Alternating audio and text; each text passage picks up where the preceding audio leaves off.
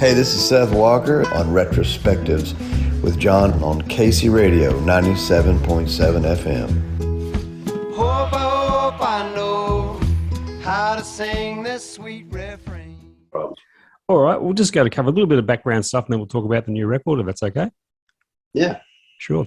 I believe cello was your first musical instrument. There was a classical music influence in your family initially.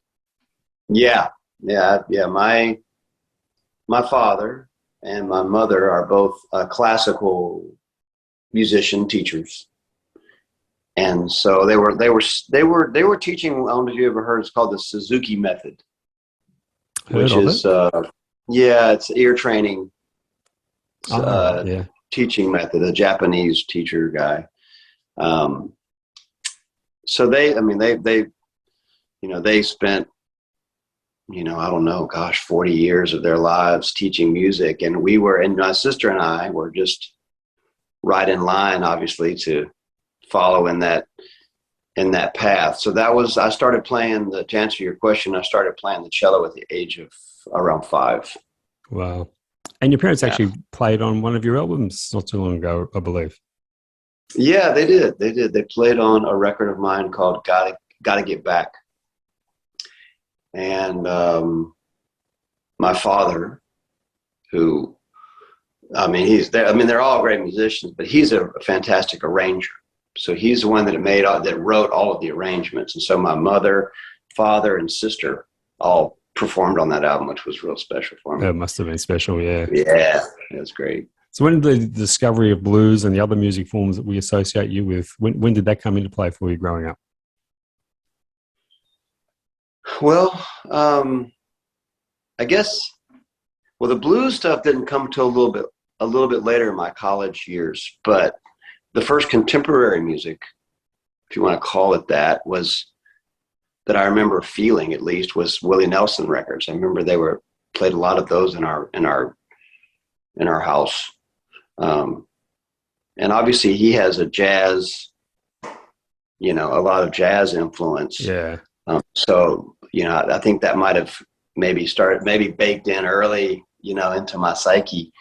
But it wasn't until I went to college and these guys in my dorm room, they were playing Stevie Ray Vaughan, Eric Clapton, Jimi Hendrix. And I remember, picking up the guitar, and I had quit playing the cello. When I was 16, I had enough, man. I was like, hell with it. And I don't know. I was wanting to play sports and, be a idiot. And, but when I discovered the guitar, the blues guitar especially, was something that I discovered. Like, it wasn't something that my parents taught me. It was something, that feels good. Yeah. And I could bend the strings and I could express myself in a way that, not that classical music is not as expressive, it is very expressive, but it's written on the page. And this was something that comes from at the moment, in the moment, from the heart. And I was eaten up with it. Mm-hmm. Now, you say you discovered at college this type of music. Were you obviously studying towards a whole different career path? Yeah, I was going to school for art. All right. Because I didn't have it. I didn't know anything else to go for. I mean, I like to paint. I like to draw.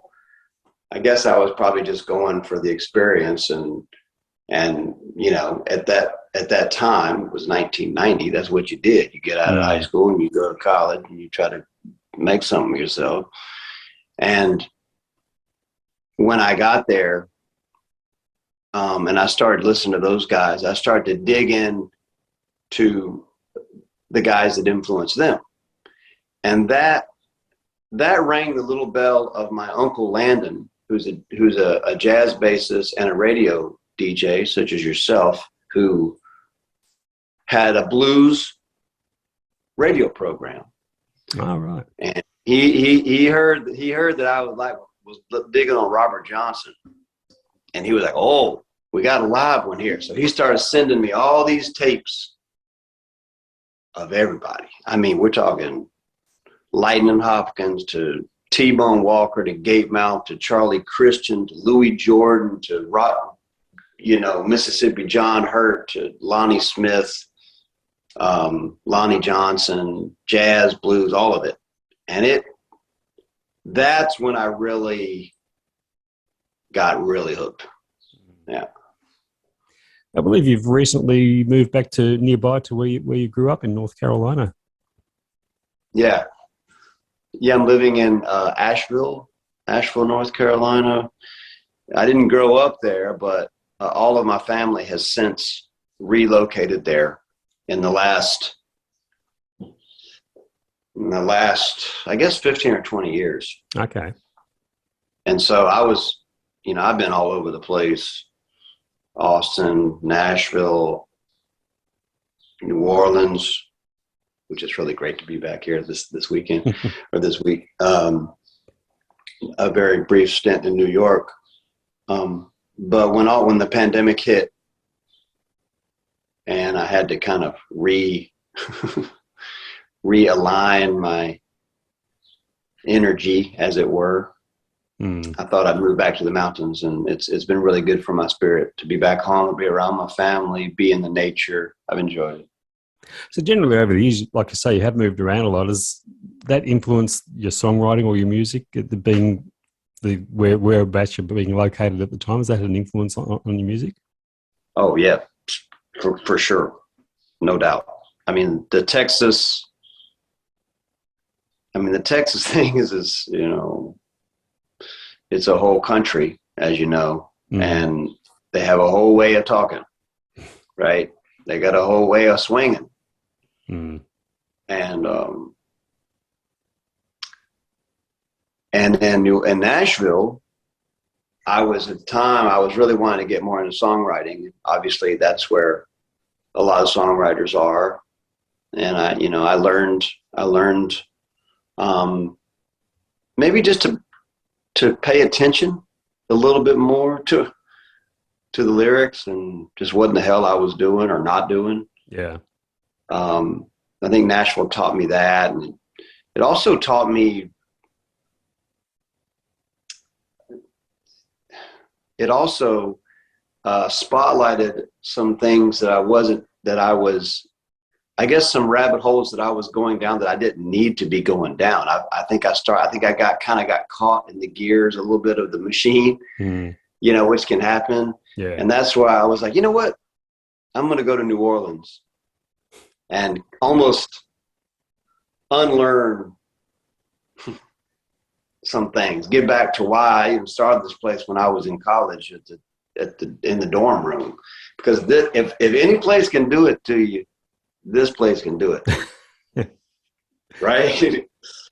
So that brought the syncopation, the funky stuff. It brought the Caribbean influence to my music, which I love, that push and pull of the different styles of music that are here.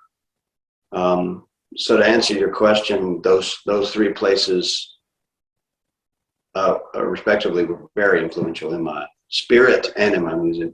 Right. So having established that, how has the move back home to your home state affected this record that you've just put out? Well, very much so, in that the pace of being back home, of being in the mountains, it's very passive. It's and obviously the last 2 years of dealing with this pandemic, we've all had to be a lot more insular, a lot more reflective, a lot kind of looking back on it. John, I feel like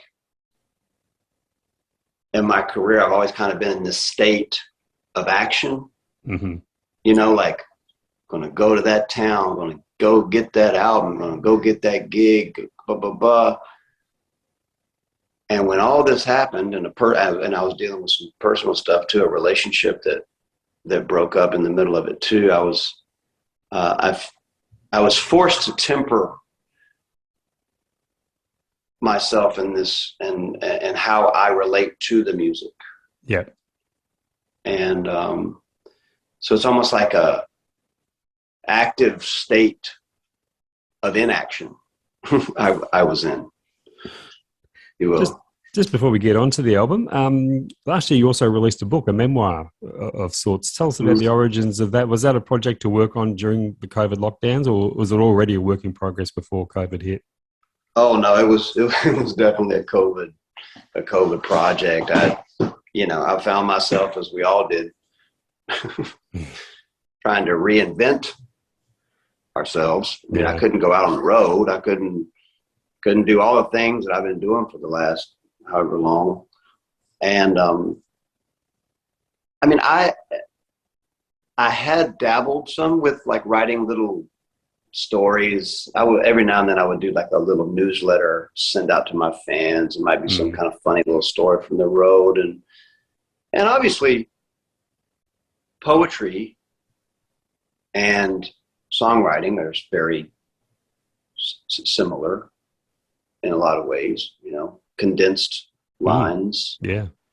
But I just found myself just started writing a few little essays and going back and digging up some of my past, because I grew up in a very unique situation in this a communal family, communal house with two families, and all the music and all the stories from that. And I was just like, man, I've never written any of that down. So I started with that, and it just so happened that my neighbor across the street in Nashville is a poet, an editor, and a writer. Oh. So we used to meet in the yard, the front yard, 6 feet apart. Right. And she read a couple of my pieces. She was like, you know what, Seth, you're not too bad for a blues guy. And and then next thing I knew, we started to really, she was instrumental in helping me. She became my editor, and we learned a lot about each other, and I learned a lot more about myself than I had in the process of this book than I was expecting. That's for sure. Now, I haven't had the opportunity to read the book, but there has to be a story behind its title, Your Van is on Fire.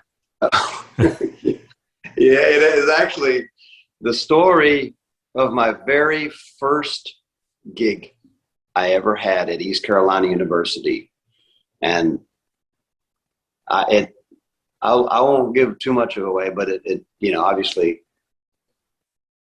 it includes a Volkswagen van and hallucinogens and fire. Okay. Those three.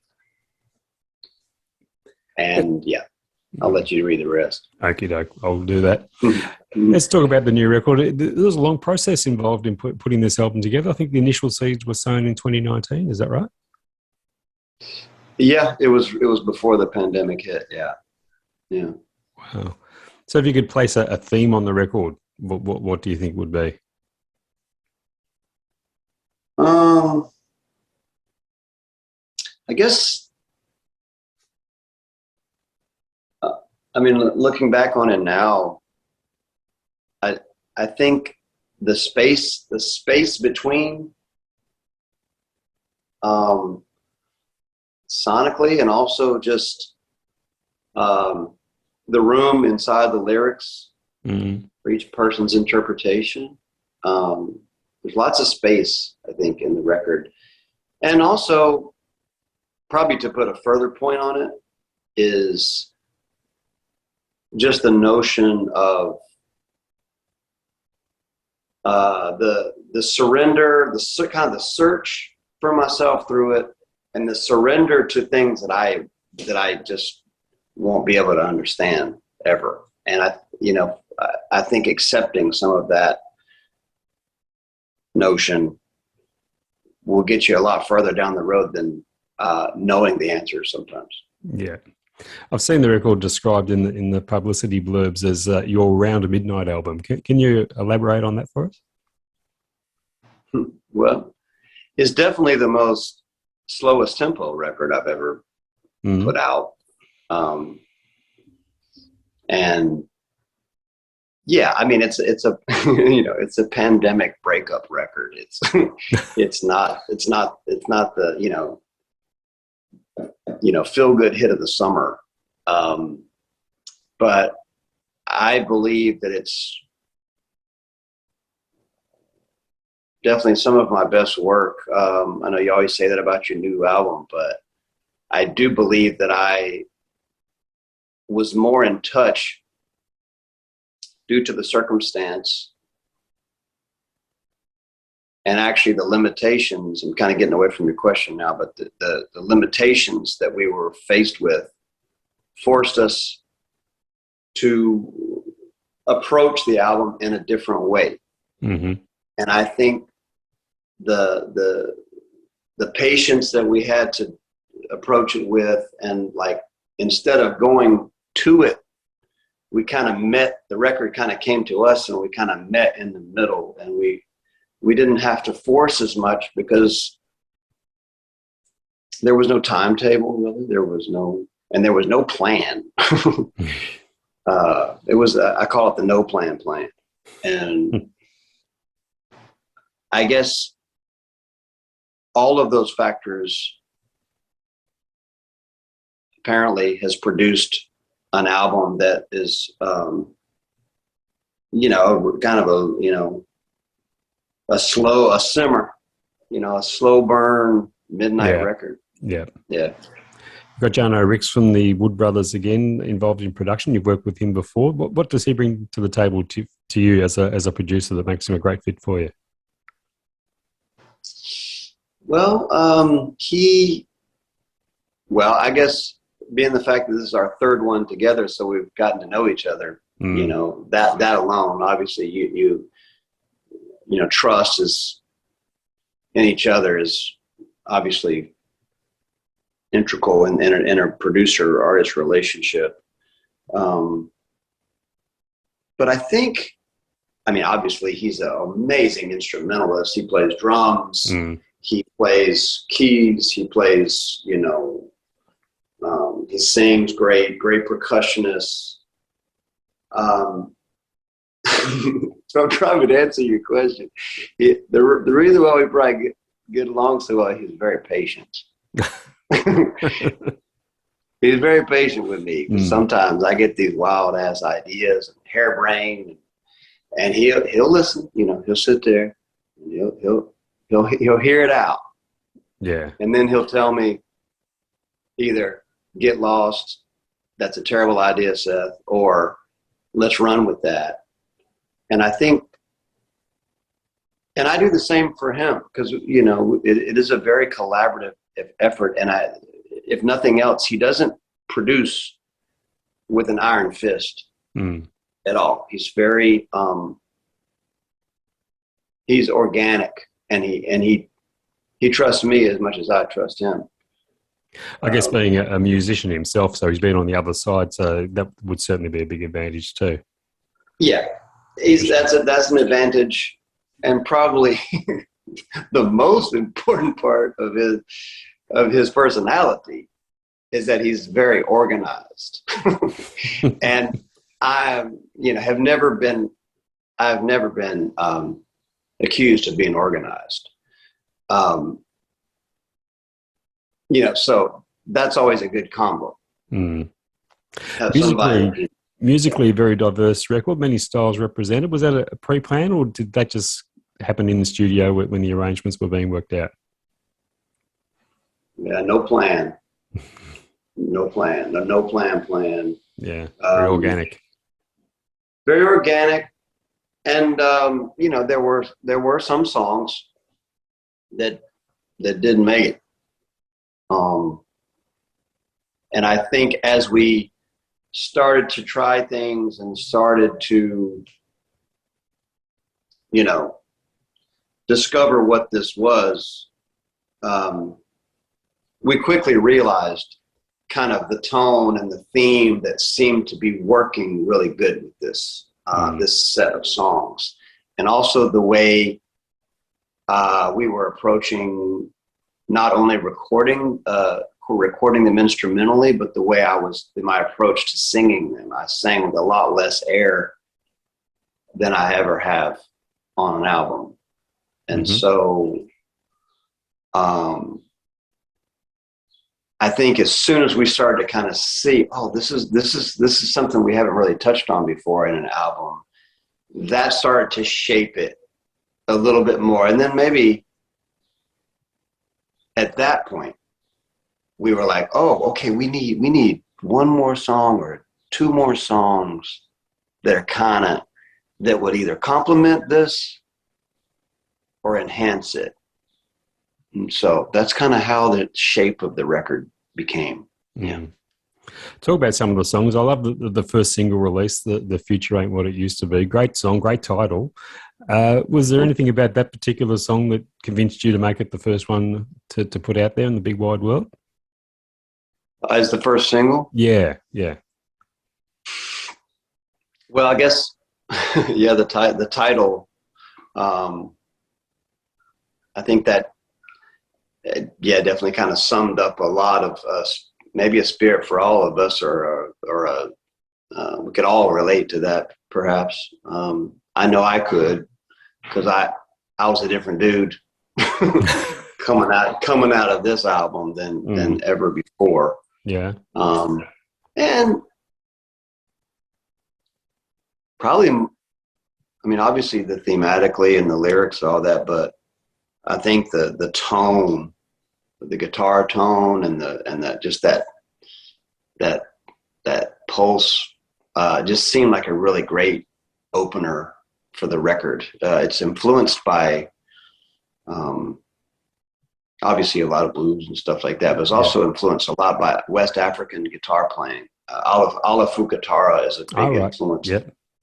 And so some of that is kind of lifted from, inspired by some of his music. And so I felt like it had a nice, and I thought Mike Poole mixed it beautifully, the guy who mixed the record. I was like, seems like that would be the one to start with. Yeah. Is there any one song on the record that for you is like a centerpiece song of the album, one that defines what it's about more than any of the others? I don't know. I mean, it could be that one. It could be I Hope I Know. That was inspired by a Hawaiian poem. Do you know that poem called Ho'oponopono? No, I don't, but I was going to ask about it. Yeah. Yeah. That it's just a four-line poem that says, forgive me. I'm sorry. I'm sorry. Forgive me. Thank you. I love you. And this was a poem that I was reading, going through my emotional challenges, as it were. And I had written some instrumental music, kind of with a kind of, I guess, an island feel in a way. And we kind of married those two ideas together. But as far as why it's a theme, I think it's the surrender to these things we might not understand, and also just the title itself. I hope I know.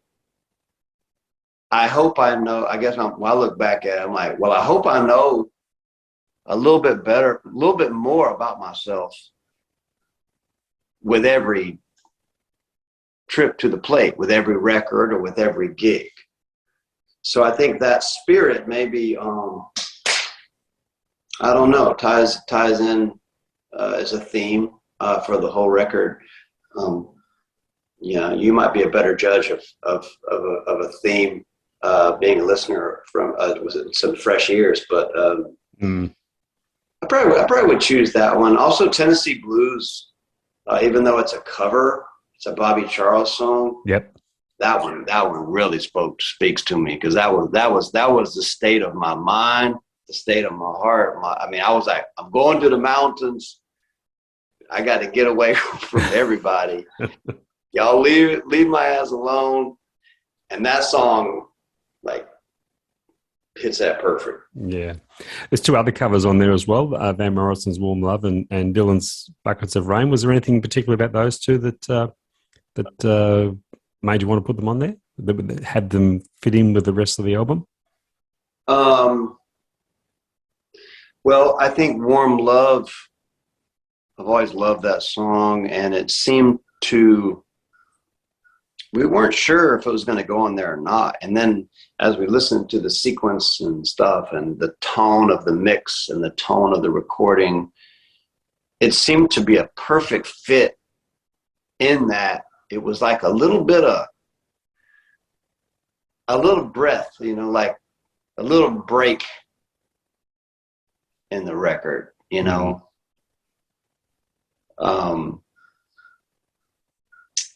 Yeah, and it's got a nice pocket, a nice groove, and so that one I had actually recorded as a single. I don't know if you knew that, but I had already put that one out at the beginning of the pandemic. Right. But it seemed to fit with the I Hope I Know record. So that was that one, and then the Bob Dylan song. I had heard my friend Oliver Wood do a cover of that song at one of his gigs. And I was like, God, man, I forgot how good that song is. And I just one morning, I just looked up the lyrics, printed them out, turned on my phone in my little sunroom about 9 a.m. And I just played it. Again, the no plan. And that is actually the recording. We tried to beat it so many times, John. Like I tried to record it with all these different fancy microphones and everything. And I could never beat that recording on the iPhone. So that's actually what you hear with the really? With the addition of my father playing cello. I overdubbed that after that. But and in a lot of ways, I think that song itself probably captures me more in a moment of the muse and not thinking than any song on the whole record. Oh, right. And of course, it comes from Dylan's breakup album, Blood on the Tracks, which is yeah. There you go. There you go. My man, Bobby D. As someone who's been a great associate and collaborator of yours over the years, the great songwriter Gary Nicholson, and you co-wrote 3 songs, I think, on this record with you. Yeah. Mm-hmm. How did your association with Gary originally come to be, and what's the songwriting procedure between the two of you when you do get together? Well, we met around it's probably around 2006 or 2007. We had a mutual friend that that's what it was. Yeah, my friend Al Moss. He sent Gary a copy of one of my early records that I did in Austin, and Gary heard it and said, "Okay, let's do a songwriting session." So this kind of sight unseen. And I went to his house in Nashville when I was on tour, and immediately felt, because he's actually from Texas, so we had all of this Texas blues influence and this language that we could speak. And that's probably the kind of, the cornerstone, if you will, of our connection. And immediately hit it off personally. A lot of these songwriting collaborative efforts it really is a team. So you have to think for each other and be in sync with one another. And we never had any trouble with that.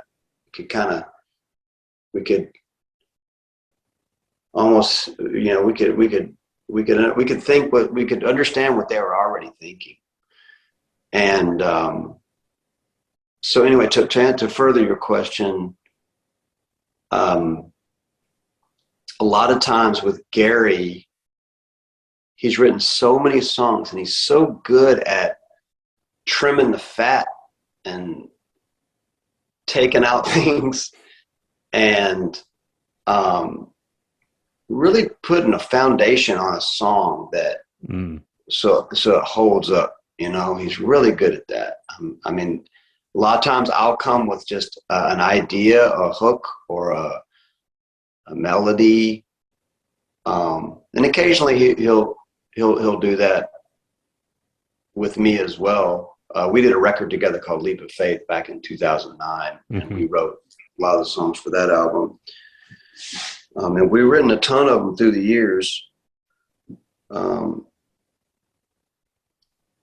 yeah, it's one of those things. He's like my, I've written more songs with him than any person that I write with. I think we have a really good partnership. I noticed on your website that your touring schedule is really starting to get busy again after 2 years of practically not being able to do anything. You must be bursting to get out there, particularly with a new album's worth of songs to introduce to people. Yeah, I am. I really am. I have a lot of dates starting off in Texas this weekend, and then we go up to the Northeast, and then we go to Europe for about 3 or 4 weeks, and then I think Midwest, and then Colorado and Northwest. And my band we're all chomping at the bit. We've been rehearsing. It's going to be really fun for us to put these new songs from the record in our set. And I've really been having fun experimenting with what might work, or it's going to be fun to try it out. So when the lockdown hit 2 years ago, being someone who spent so much time on the road, was it difficult to adjust to suddenly just have it all swept away from you? Or did you appreciate the time at home to begin with, but after a while that you just couldn't handle it anymore? You needed to get out there?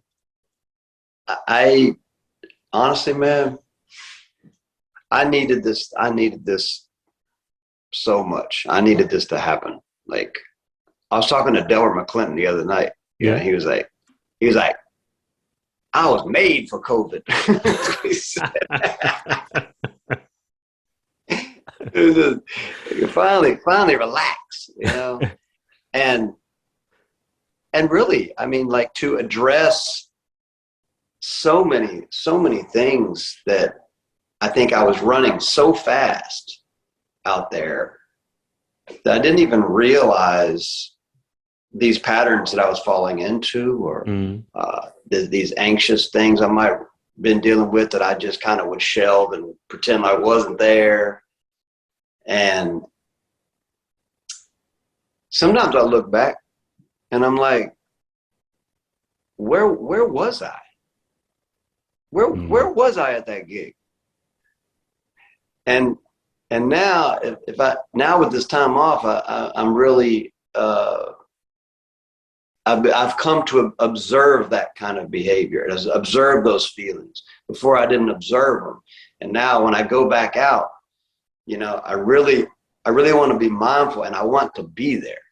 I want to be in the room, and I want to be in those songs. So I think all of that has helped spotlight and to magnify the importance of the moment, and the importance of the music, and the importance of how I relate to the music.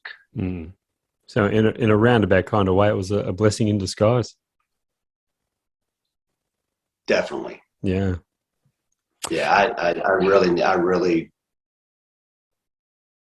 and I think that I don't think I could have made a record like this without that kind of situation. Yeah. And a wonderful record it is. Hey, Seth, thanks so much for your time. It's been an absolute pleasure catching up with you. Best of luck with the tour. I've just looked at your schedule. It looks like you're going to be a very busy man over the next few months. Enjoy your time there in New Orleans. It's obviously very warm. I can see the circular fan going over your head there. Oh, yeah. Yeah. I'd love to, one of these days, John, I'd love to come down there, and I know you guys have a lot of great blues festivals. We do. Our festival season is in the first sort of quarter of the year. It's very busy. We have lots of artists who will come out here and be here for like a month or two, just working their way around the festivals. Yeah. Well, maybe 2023 will be our year. That would be good. We'd love to see you. We'll be here waiting for you. Thank you, John. All the best, Seth. Take care. Take care. Thanks, Bye man. bye. Bye bye.